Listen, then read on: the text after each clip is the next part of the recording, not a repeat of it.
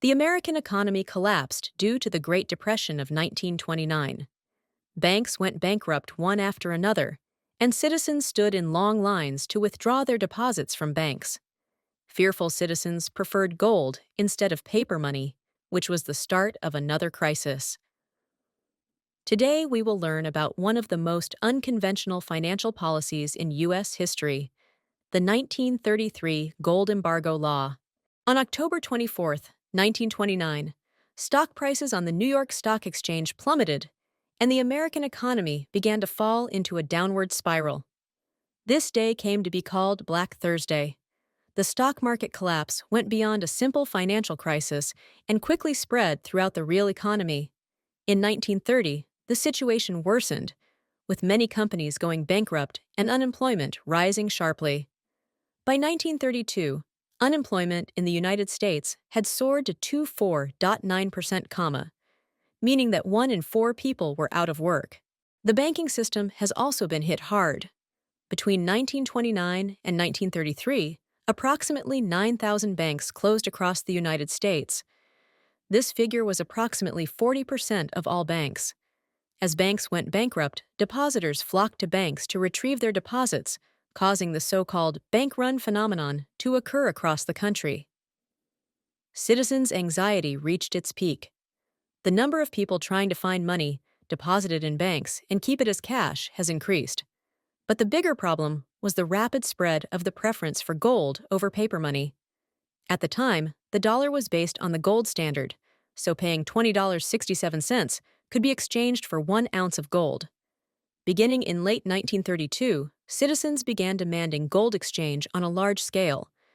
This posed a serious threat to the Federal Reserve System. This is because as gold reserves decrease, the money supply also has to decrease accordingly.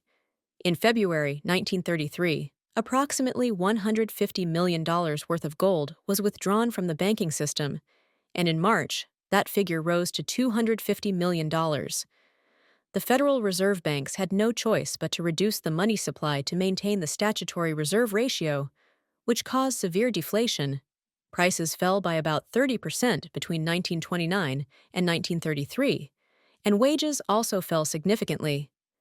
A vicious cycle of deflation throughout the economy had begun. Companies had to lay off employees due to declining sales, and as unemployment increased, consumption further decreased. In a vicious cycle where a decline in consumption leads to a decline in corporate sales, the U.S. economy has fallen deeper and deeper into the quagmire. By early 1933, bank moratoriums had been implemented in several states. Starting with Michigan, several states, including Maryland, Kentucky, and Idaho, declared bank holidays, which was an extreme measure to prevent depositors from requesting withdrawals. The collapse of the financial system also had a significant impact on international financial markets.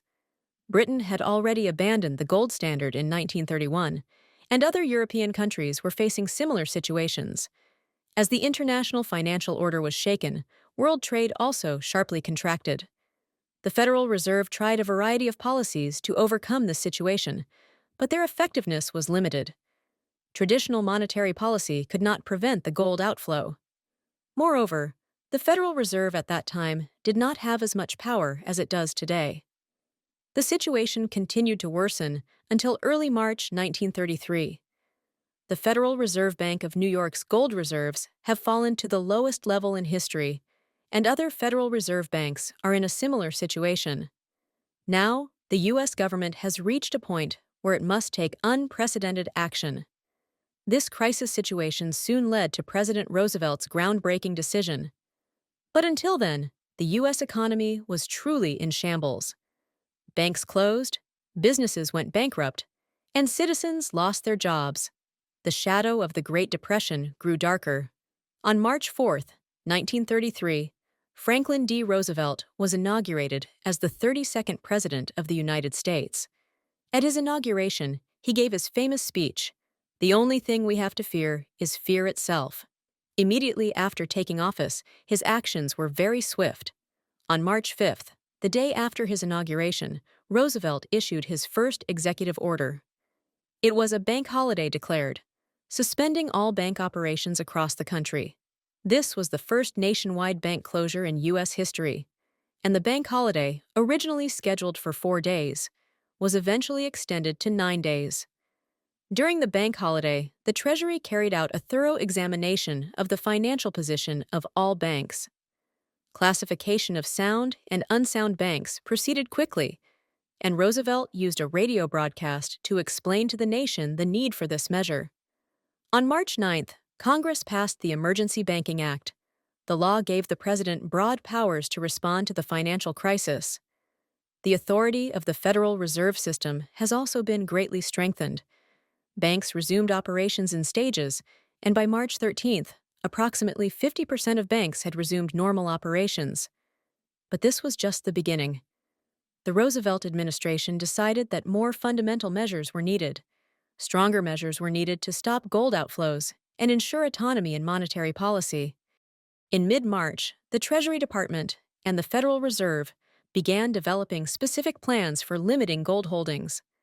Several legal experts were mobilized to review the legal basis for the executive order, and the Trade with Enemy Countries Act, enacted in 1917, was used as the main legal basis.